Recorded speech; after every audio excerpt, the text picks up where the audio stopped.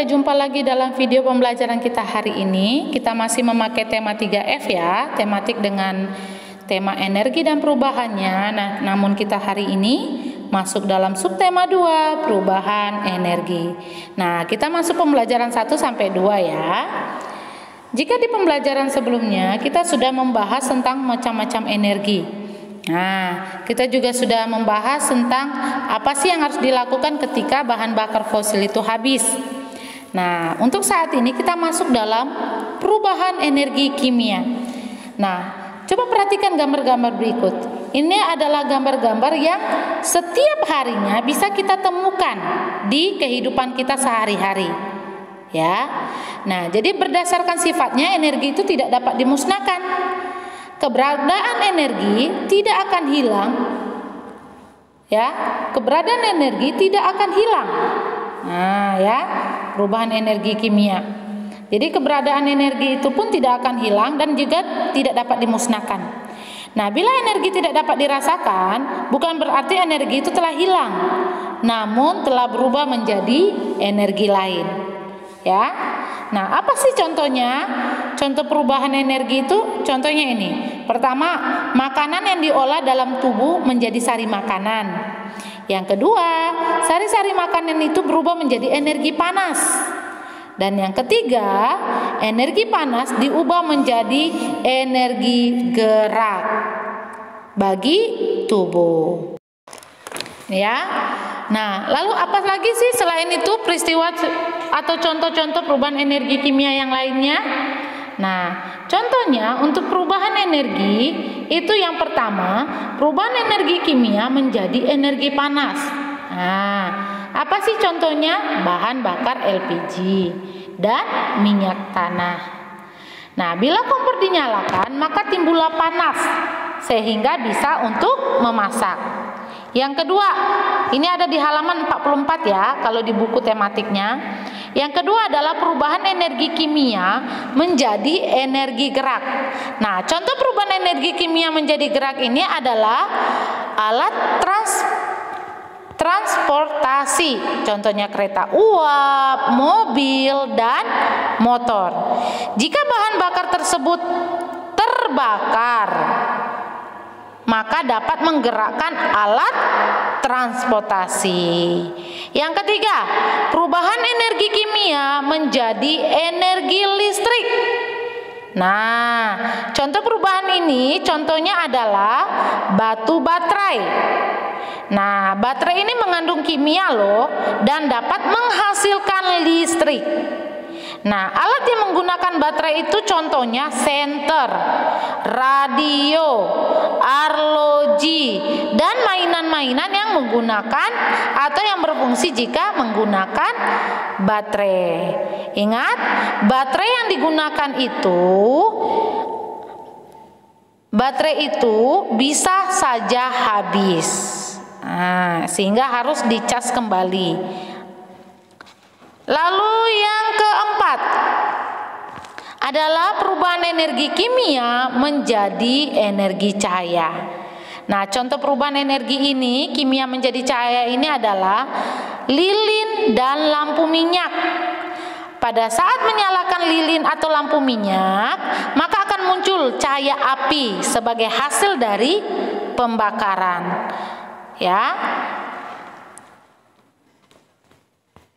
Coba buka halaman 45. Di sini ada ayo berlatih, halaman 45 ada ayo berlatih, ada 5 soal. Ini akan kita bahas.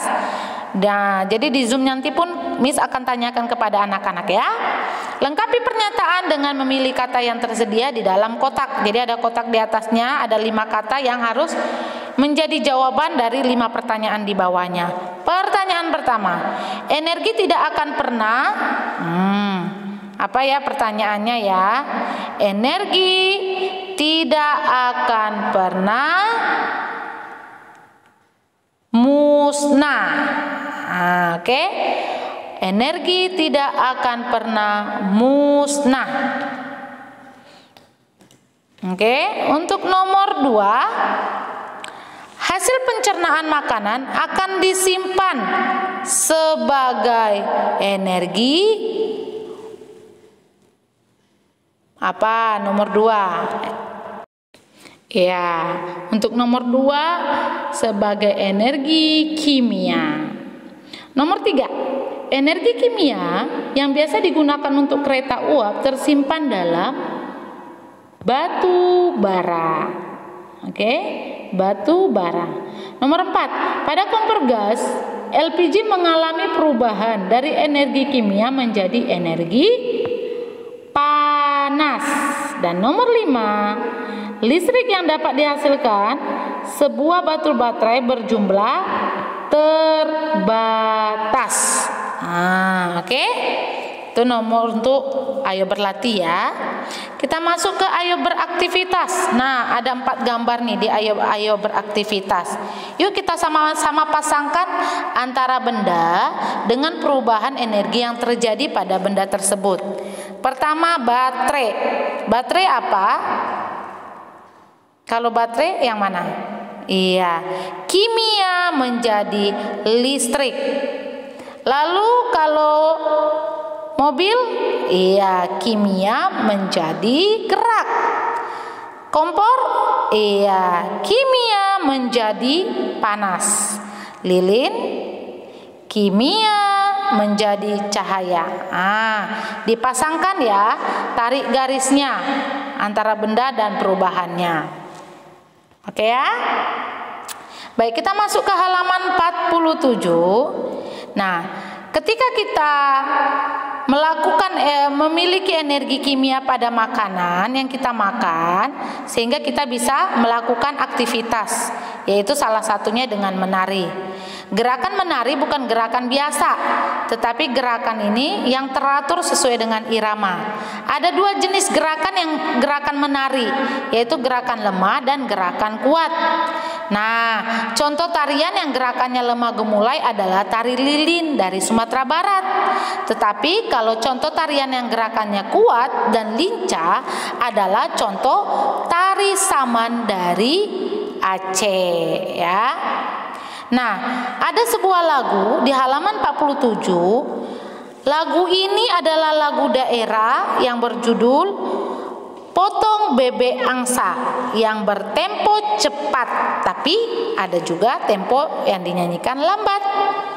Nah, gerakannya ada, bisa anak-anak lihat di halaman 47 ada gerakannya.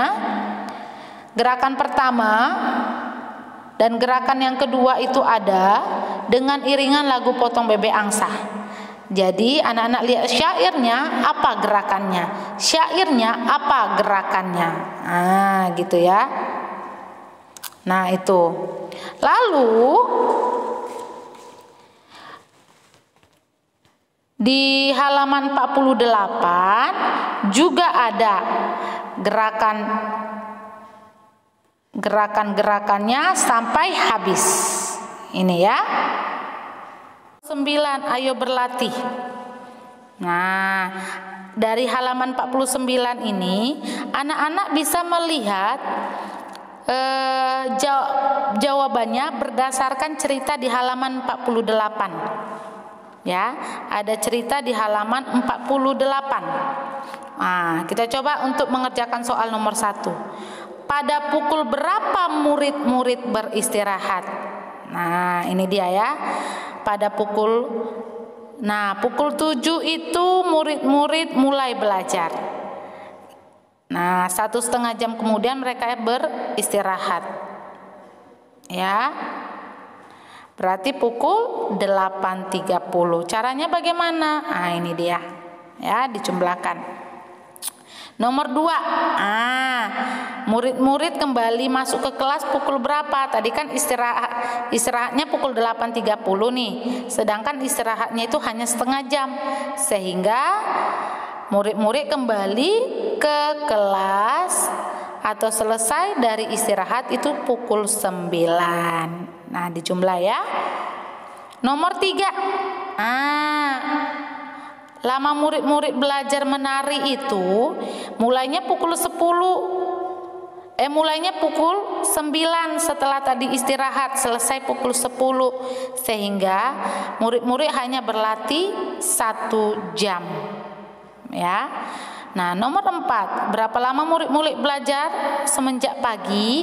Nah, tadi kan masuknya jam 7, pulangnya jam 12.30, sehingga lama anak belajar itu 5 jam 30 menit. Ya. Nah, 5 jam 30 menit. Nah, kita gambarkan deh waktu anak-anak pulang sekolah jam 12.30. Gimana gambar jarum jamnya? Iya, ini ya. Nah, oke ya. Untuk jarum jamnya. Oke, ini untuk halaman 49. Lihat.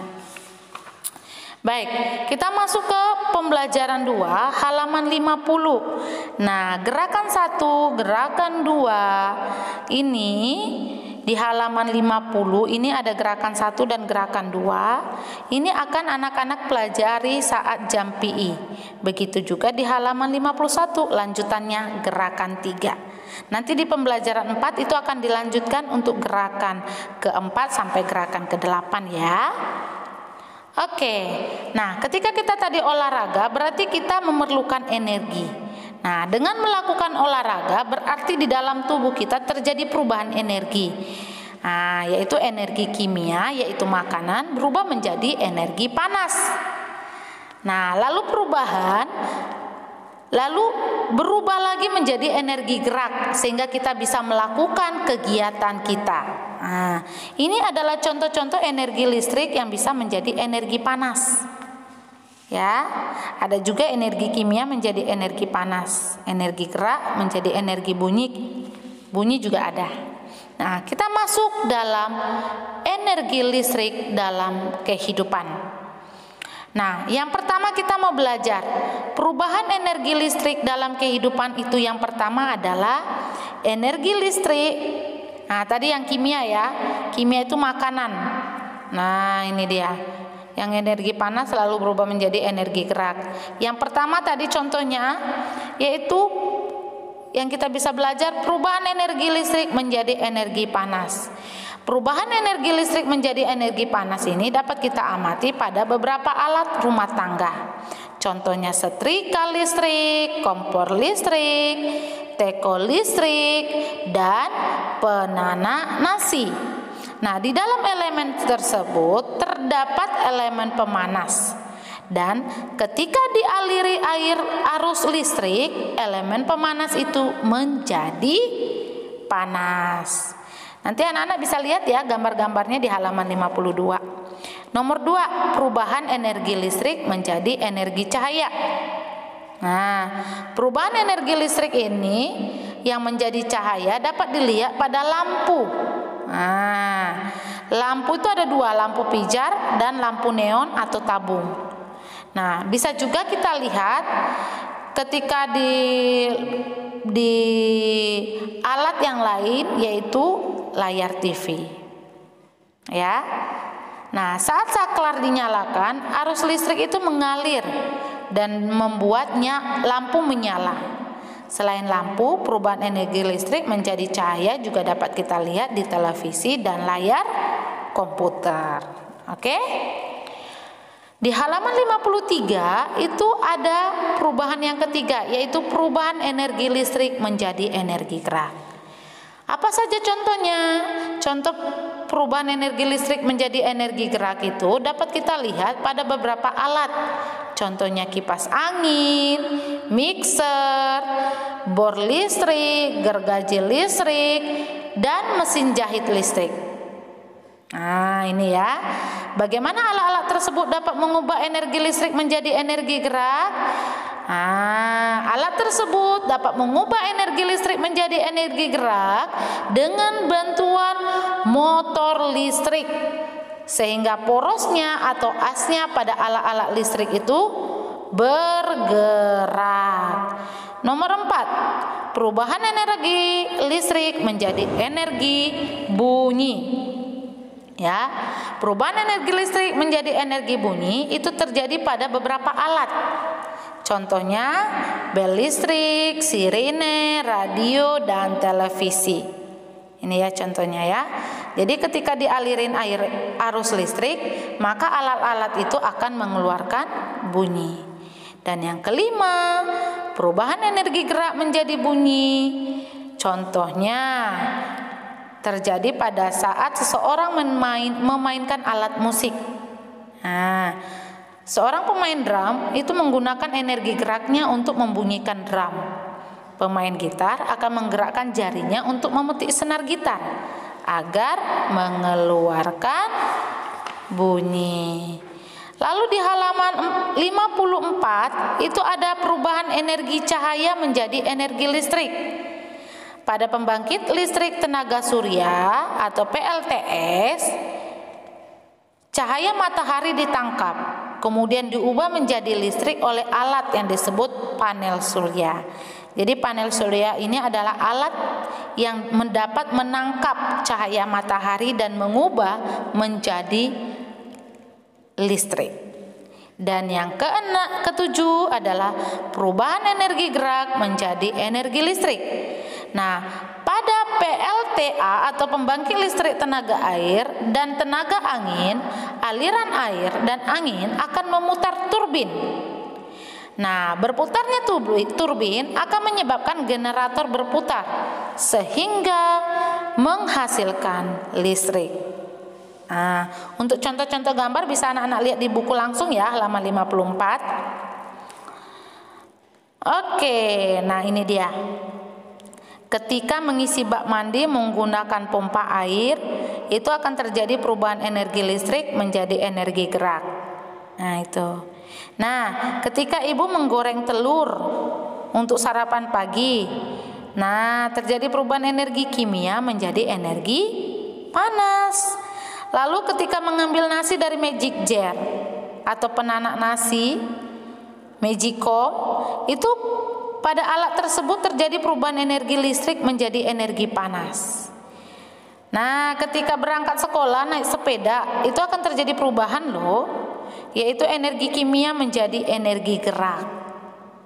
Dan yang terakhir, saat bel sekolah berbunyi, itu terjadi perubahan energi listrik menjadi energi bunyi. Ya. Nah, lalu ada ayo jawab halaman 54, kita akan bahas bersama-sama. Pertanyaan yang pertama, sebutkan dua contoh perubahan energi listrik menjadi energi panas. Nah, contohnya setrika listrik, kompor listrik, teko listrik, dan rice cooker atau penanak nasi. Jadi semua yang berhubungan dengan listrik. Yang kedua, mengapa setrika listrik dapat menghasilkan panas? Ini tadi ya, tadi sudah Miss jelaskan ketika menjelaskan perubahan energi listrik menjadi panas. Karena di dalam alat tersebut terdapat elemen pemanas. Dan ketika dialiri arus listrik, elemen pemanas itu menjadi panas. Nomor 3. Perubahan energi apa yang terjadi saat kita menyalakan kipas angin? Nah, perubahan energi yang terjadi adalah perubahan energi listrik menjadi energi gerak.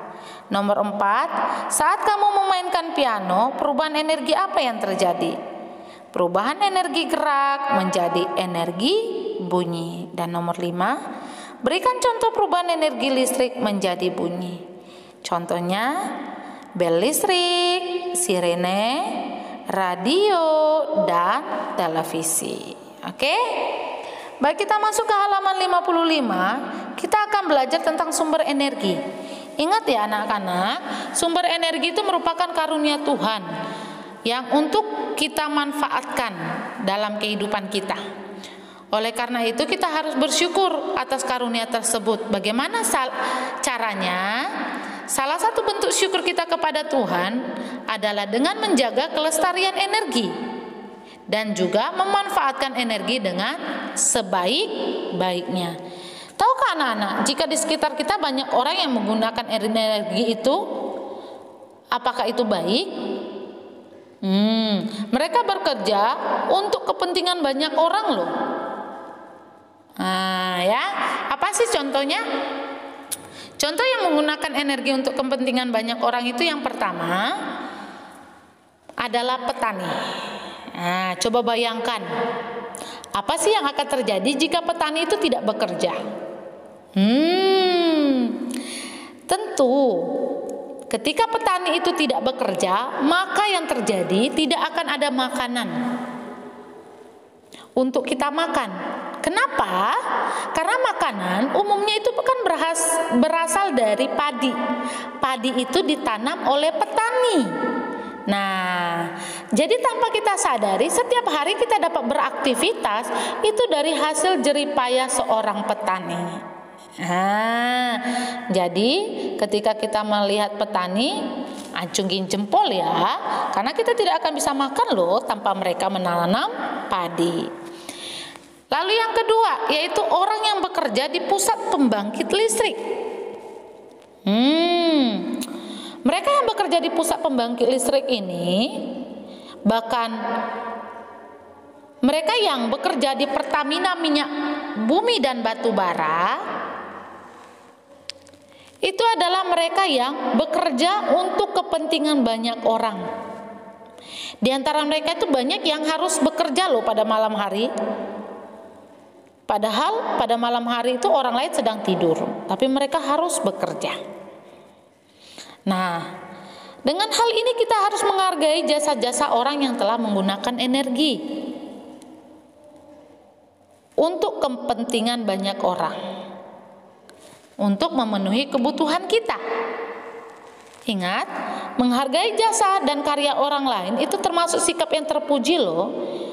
Dan termasuk pengamalan Pancasila kelima, yaitu keadilan sosial bagi seluruh rakyat Indonesia, yang dilambangkan dengan padi dan kapas. Nah, untuk tugas kita dalam video pembelajaran kita hari ini, anak-anak membuat minimal 3 gambar dalam setiap perubahan energi di dalam kehidupan. Tadi Mi sudah infokan ada 7 perubahan energi. Nah, gambarkanlah minimal setiap perubahan energi itu 3 gambar di kertas HVS atau di buku gambar.